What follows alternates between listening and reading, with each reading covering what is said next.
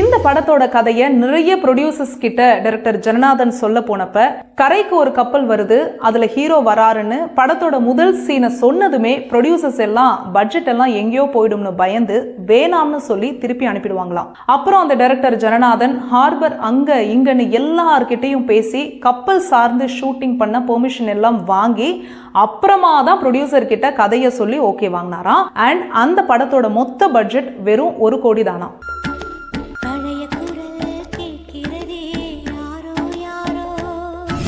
இந்த படத்தோட ஃபர்ஸ்ட் சீன்ல ஷாம் ஒரு கப்பல்ல வர்றதும் கிளைமேக்ஸ்ல கப்பல்ல ஏறி போறதும் ஒரே நாள்ல உடனுக்குடனே எடுத்தாங்களாம். எந்த கப்பலையும் வாடகைக்கு எடுக்காம ஹார்பர்ல பெர்மிஷன் கேட்டுதான் இயற்கை படத்தோட ஷூட்டிங் எடுக்கப்பட்டுச்சு. அப்படி ஹார்பர்ல ஷூட்டிங் போயிட்டு இருந்தப்ப ஒரு இன்டர்நேஷனல் ஷிப் அந்த ஹார்பருக்கு வர்றத பாக்குறாரு டைரக்டர் ஜனநாதன். விசாரிச்சப்ப அந்த கப்பல் வந்துட்டு உடனே கிளம்பிடும்னு தெரிய வர உடனே